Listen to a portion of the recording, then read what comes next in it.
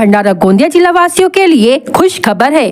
अब आपका मनपसंद channel BS crime India news अब आपके केबल नेटवर्क पर, जी हां, अपने केबल नेटवर्क के एशियन चैनल नंबर 50 पर उपलब्ध है। BS क्राइम इंडिया न्यूज पर खेल, राजनीतिक, क्राइम, साहित्य व अन्य खबरें प्रकाशित की जाती है। हमारे साथ जुड़ने के लिए तथा हमारे चैनल में खबरें, विज्ञापन आदि के लिए संपर्क करें 8669151757 पर।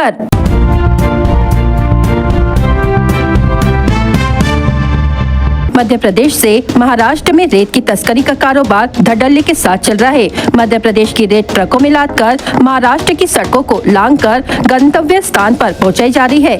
इस तरह की रेत तस्करी पर पुलिस ने छापा मारा। पुलिस कार्रवाई में एक ट्रक को जब्त कर लिया है। पुलिस अधीक्षक नूरुल हसन के मार्गदर्शन में गुप्त सूचना के आधार पर 30 जनवरी को गश्त पर तैनात सिहोरा पुलिस ने उक्त कार्रवाई को अंजाम दिया। सिहोरा में ट्रक क्रमांक MP 40 CD 3627 पर कार्रवाई की गई। ट्रक को पकड़ने के बाद तलाशी ली गई। इस समय ट्रक में रेत भरी पाई गई। ट्रक चालक को रॉयल्टी के बारे में पूछने पर उसने मध्य प्रदेश की ETP दिखाई, लेकिन महाराष्ट्र में परिवहन का कोई लाइसेंस उसके पास नहीं था। नतीजतन चोरी की रेत उत्खनन कर महाराष्ट्र सरकार का राजस्व डुबोने का कारनामा नजर आया। ट्रक में 4 से 5 ब्रास रेत पाई गई। इसकी अंदाजन कीमत 9,000 रूपए है। ट्रक की कीमत 40 लाख रूपए आकी गई है। कुल 40,09,000 रूपए का माल जब्त किया गया। कार्रवाई में बिहार के दौलतपुर निवासी चालक अंकित कुमार ददन यादव उम्र 30 वर्ष के खिलाफ मामला दर्ज किया गया। यह कार्रवाई सिहोरा थाने के थानेदार ने की है।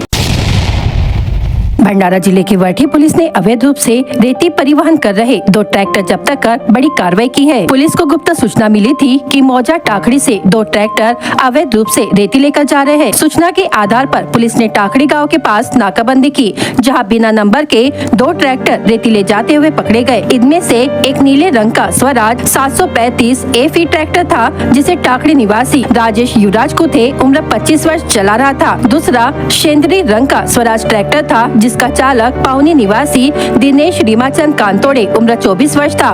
पुलिस ने मौके से 2 ट्रैक्टर, 2 ट्रॉली और कुल 2 ब्रासलेट जब्त की, जिसकी कुल कीमत 8,12,000 रूपए आकी गई है। इस मामले में वर्ठी पुलिस ने भारतीय दंड संहिता की धारा 303, महाराष्ट्र जमीन महसूल अधिनियम की धारा 48, पर्यावरण संरक्षण अधिनियम की धारा 7 और 9 तथा मोटर वाहन अधिनियम की धारा 139, 177 के तहत मामला दर्ज कर लिया है। यह कार्रवाई पुलिस अधीक्षक नूरुल हसन, अपर पुलिस अधीक्षक ईश्वर कातकड़े और उप विभागीय पुलिस अधिकारी प्रशांत कुलकर्णी के मार्गदर्शन में की गई। छापेमारी दल में सहायक पुलिस निरीक्षक नीलेश गिरी, पुलिस हवलदार साजन वाघमारे और पुलिस सिपाही रोहन काड़े शामिल थे। भंडारा जिले में अवैध रेती तस्करी के खिलाफ यह एक बड़ी कार्रवाई मानी जा रही है। प्रशासन ने स्पष्ट किया है कि अवैध खनन और परिवहन करने वालों के खिलाफ सख्त कार्रवाई जारी रहेगी। जिला नियोजन समिति ने भंडारा जिले की वर्ष 2025-26 के लिए 237 करोड़ रुपए की जिला वार्षिक योजना के प्रारूप को मंजूरी दी। कपड़ा मंत्री तथा जिले के पालक मंत्री संजय सावकारे की अध्यक्षता में जिला नियोजन समिति की बैठक जिला योजना भवन में हुई। बैठक में जिला परिषद अध्यक्ष कविता उइके, विधायक नाना पटोले, विधायक परिणय फूके, विधायक नरेंद्र भुंडेकर, विधायक राजू कारेमोरे, विधायक अभिजीत वंजारी, जिला कलेक्टर डॉक्टर संजय कोलते, मुख्य कार्यकारी अधिकारी समीर कुर्ताकोटी, पुलिस अधीक्षक नूरुल हसन उपस्थित थे। जिला वार्षिक योजना 2024-25 के अंतर्गत कुल 309.76 करोड़ रुपए का बजट रखा गया, जिसमें सामान्य योजना के लिए 246 करोड़ रुपए, अनुसूचित जाति उप योजना के लिए 53 करोड़ रुपए तथा जनजातीय उप योजना के लिए 10 करोड़ 76 लाख रुपए शामिल है। अनुमोदित आवंटन में से सामान्य योजना के लिए 98 करोड़ 40 लाख रुपए, अनुसूचित जाति उप योजना के लिए 17 करोड़ 49 रुपए तथा जनजातीय उपाय योजना क्षेत्र से बाहर की योजनाओं के लिए 4 करोड़ 49 लाख रुपए। इस प्रकार कुल बजटीय वितरण प्रणाली के माध्यम से 120 करोड़ 38 लाख रुपए की धनराशि प्राप्त हुई है। वर्ष 2024-25 के लिए प्राप्त प्रावधानों में से 77 करोड़ 95 लाख रुपए सामान्य योजना के अंतर्गत 2024-25 के लिए 1 करोड़ 50 लाख रुपए ऋण एवं अन्य मदों के अंतर्गत है। कार्यान्वयन एजेंसियों को 92 करोड़ 93 लाख रुपए वितरित किए गए, जिनमें जनजातीय उपाय योजना क्षेत्र के अंतर्गत 11 करोड़ 74 लाख तथा जनजातीय उपाय योजना क्षेत्र के अंतर्गत 3 करोड़ 24 लाख रुपए शामिल है। आम बजट 2025 का लाल पिटारा खुल गया। वित्त मंत्री निर्मला सीतारमण संसद में बजट पेश कर रही है। इनकम टैक्स पर सरकार ने बड़ा फैसला किया है। वित्त मंत्री के मुताबिक इनकम टैक्स पर नया कानून बनेगा। इसके लिए अगले सप्ताह एक अलग से इनकम टैक्स बिल आएगा। निर्मला सीतारमण का आज 8वां बजट है। भाषण के दौरान निर्मला सीतारमण ने किसान क्रेडिट कार्ड में लोन की सीमा बढ़ा दी है। अब 5 लाख तक का लोन मिल सकता है। साथ ही बिहार मखाना बोर्ड का ऐलान किया गया। अगले साल 10,000 मेडिकल सीटें जुड़ेगी। निर्मला सीतारमण बजट की एक बात बता रही है। आम बजट 2025 पर गरीब महिला से लेकर किसान तक की नजर है। सैलरीड क्लास भी इनकम टैक्स को लेकर उम्मीद लगाकर बैठा है। सबको उम्मीद है कि वित्त मंत्री अर्थव्यवस्था में बड़े बदलाव लाने वाले ऐलान कर सकती है। यह मोदी सरकार 3.0 का पहला पूर्ण बजट है। एनडीए सरकार के कार्यकाल में निर्मला सीतारमण अब तक 5 पूर्ण और 2 अंतरिम बजट पेश कर चुकी है। इस तरह से यूनियन बजट 2025 वित्त मंत्री सीतारमण का संसद में 8वां बजट भाषण होगा। सैलरीड क्लास से लेकर गरीब किसान तक सरकार से राहत की उम्मीद लगाकर बैठा है। क्या इनकम टैक्स में छूट मिलेगी? क्या रोजगार पर कोई ऐलान होगा? क्या महंगाई कम करने को लेकर कोई राहत पैकेज की घोषणा होगी? कुछ देर बाद इन सवालों का जवाब मिल जाएगा।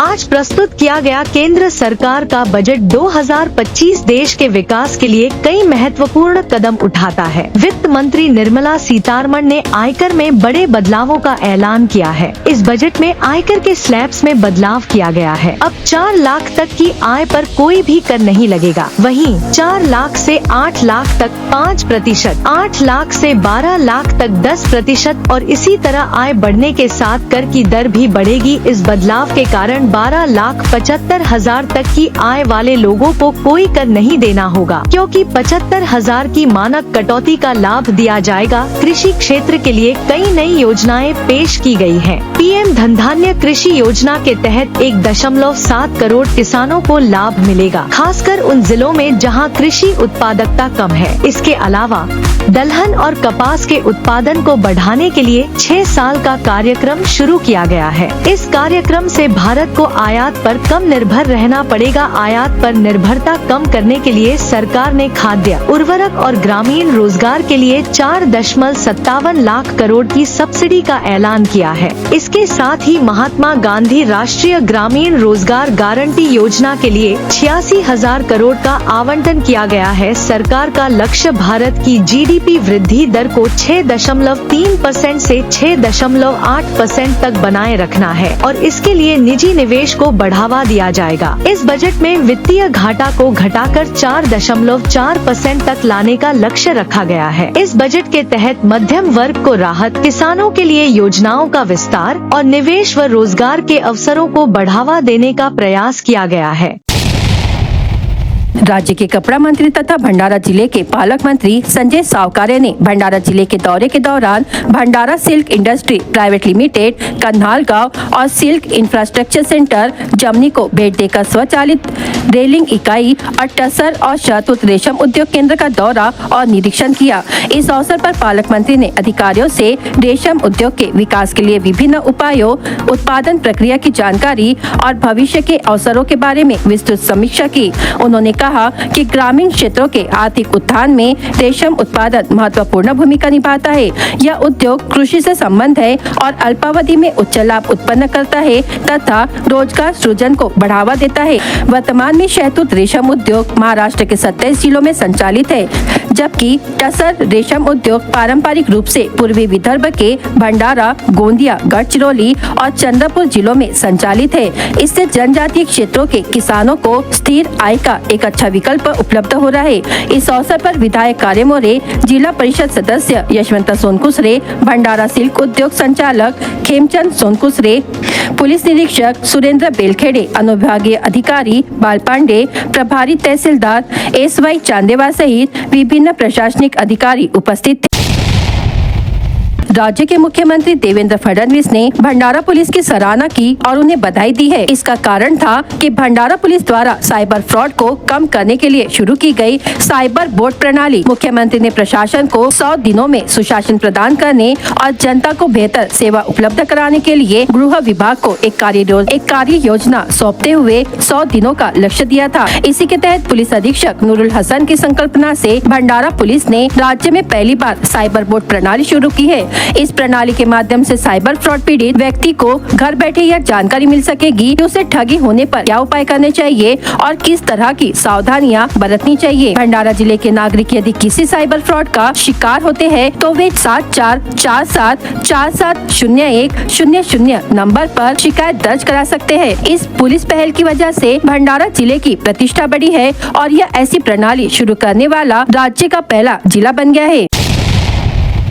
महावितरण ने मर्ग को दिए गए प्रस्ताव में घरेलू ग्राहकों के लिए चरणबद्ध तरीके से बिजली दरों में कमी करने की अनुमति मांगने के साथ ही दिन में बिजली के उपयोग पर छूट देने का प्रस्ताव भी दिया है। सूत्रों से मिली जानकारी के अनुसार सौर ऊर्जा से बिजली उत्पादन बढ़ने के साथ ही बिजली की दर कम करना संभव होने वाला है। साथ ही सौर ऊर्जा से दिन में बिजली मिलेगी। ऐसे में सुबह 9 बजे से शाम 5 बजे तक घरेलू बिजली ग्राहकों द्वारा उपयोग की जाने वाली बिजली में प्रति यूनिट 80 पैसे से 1 रुपए तक की छूट देने का प्रस्ताव रखना संभव हो पाया है।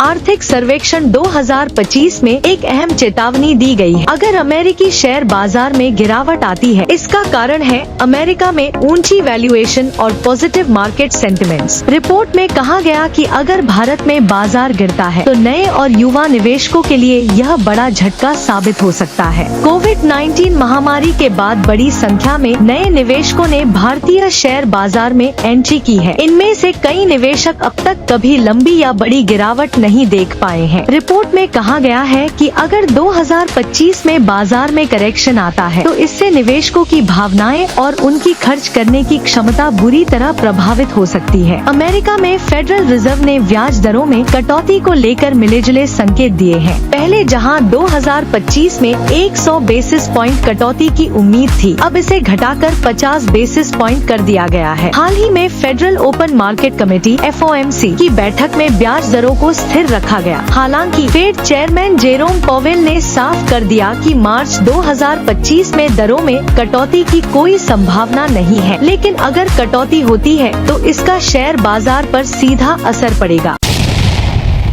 भंडारा जिले में सुशिक्षित बेरोजगारों की संख्या में दिन ब दिन वृद्धि होती जा रही है। जिले में अल्पभूधारक किसानों की संख्या अधिक होने के कारण युवकों को कृषि क्षेत्र में आने का अवसर नहीं मिला। उच्च शिक्षित होने के बावजूद भी अपेक्षा अनुरूप नौकरी नहीं मिलने से सुशिक्षित बेरोजगारों में निराशा संचार हुआ है। जिले में उद्योगों की भारी कमी है और इसलिए भंडारा में नए उद्योगों की संभावनाएं तलाशना बहुत जरूरी है। उद्योग नहीं होने की स्थिति में स्थानीय युवक युवतियों को अपने गाँव शहर में काम करने का अवसर नहीं मिल रहा है। किसान भारी आर्थिक संकट में है। ऐसे में आज के युवक कृषि क्षेत्र में नहीं जाना चाहते। लघु उद्योगों के हाल भी बहुत ज्यादा खराब है। साल दर साल बढ़ते सूखे के कारण किसानों की परेशानी और ज्यादा बढ़ती जा रही है। कृषि क्षेत्र में विकास नहीं होने के कारण अधिकांश किसान आज की स्थिति में ज्यादा रिस्क नहीं लेना चाहते। जिले में उद्योग की स्थिति मजबूत करने के लिए जिले में उद्योग की संभावनाएं तलाशी जाए, ऐसी मांग जिले के सुशिक्षित बेरोजगारों की ओर से की गई है। भंडारा जिले में गावरान आम बड़ी मात्रा में पैदा होता है। इस वर्ष चूंकि ठंड की मात्रा अच्छी रही, इसलिए उक्त वातावरण आम के लिए अनुकूल था। इसलिए किसानों ने उम्मीद जताई है कि इस वर्ष उत्पादन अच्छा होगा। खेतों में हजारों की संख्या में आम के पेड़ खड़े हैं। इस समय ये आम के पेड़ लहलहा रहे हैं। गावरान आम के पेड़ों पर पीले और सफेद फूल खिल गए हैं। किसानों ने बताया है कि इस वर्ष फूलों की मात्रा पिछले वर्ष से अधिक है। इसलिए उत्पादकों ने उम्मीद जताई है कि इस साल गावरान आम की पैदावार अच्छी होगी। पिछले कुछ वर्षों में किसानों का रुझान बड़े पैमाने पर आम की खेती की ओर हुआ है। अंततः ग्रामीण क्षेत्रों में कई स्थानों पर आम के बगीचे दिखाई देने लगे हैं। कृषि व्यवसाय के साथ साथ गावरान आम की आमदनी से किसानों को काफी सहारा मिल रहा है। बीएस क्राइम इंडिया न्यूज आपके सामने पेश कर रहा है भंडारा क्राइम वारदात। हर जुर्म से हम आपको कराएंगे अवगत। आपके अपने चैनल पर रोजाना शाम 7 बजे, तो देखना ना भूलिए क्राइम वारदात। मोटरसाइकिल गिरने से गंभीर रूप से घायल हुए व्यक्ति की इलाज के दौरान मौत हो गई। जवाहरनगर पुलिस ने इस घटना की रिपोर्ट दर्ज कर ली है। जहर सेवन करने वाले युवक की जिला अस्पताल में मृत्यु हो गई। मौदा निवासी नितेश बाबू सिंह पटले उम्र 44 वर्ष ने जहरीला पदार्थ खा लिया था, जिससे उसकी मृत्यु हो गई। पुलिस ने आकस्मिक मृत्यु का मामला दर्ज किया है। कोसला गांव में जमीन के विवाद को लेकर झगड़ा हुआ, जिसमें राजू आनंद राव जिपकाटे ने गाली गलौज करते हुए हंसराज मोरोती जिपकाटे के सिर पर हमला कर दिया, जिससे वह घायल हो गए। इस घटना को लेकर अटाल पुलिस ने मामला दर्ज किया। अज्ञात चोरों ने घर में चोरी कर लाखों रुपए का माल चोरी कर ले जाने की घटना सहकार नगर रानी लक्ष्मीबाई वार्ड भंडारा में घटी। शिकायत के आधार पर भंडारा पुलिस ने मामला दर्ज किया है। पैसे के लेन देन के विवाद में भावट गांव में मारपीट की घटना हुई। छत्रपति हरि चिश्मलकर उम्र 50 वर्ष पर अश्विन मुकेश बनकर उम्र 32 वर्ष ने हमला किया। अडाल पुलिस ने इस मामले में आरोपी के खिलाफ मामला दर्ज किया। मध्य प्रदेश की रेत ट्रकों से लादकर महाराष्ट्र की सड़कों को लांघकर गंतव्य स्थान पर पहुंचाई जा रही थी। इसी तरह रेत तस्करी पर पुलिस ने छापा मारा। पुलिस ने कुल 40,09,000 रुपए का माल जब्त किया और चालक के खिलाफ मामला दर्ज किया गया। तेज रफ्तार बाइक की टक्कर मार देने से पैदल चल रहा व्यक्ति घायल हो गया। दुर्घटना सिहोरा थाना क्षेत्र में तुमसर बालाघाट राज्य मार्ग पर हुई। सिहोरा पुलिस मामले की जांच कर रही है। भंडारा जिला वासियों के लिए खुश खबर है। अब आपका मनपसंद channel BS crime media news अब आपके डायमंड केबल नेटवर्क पर। जी हाँ, अपने डायमंड केबल नेटवर्क के चैनल नंबर 94 पर उपलब्ध है।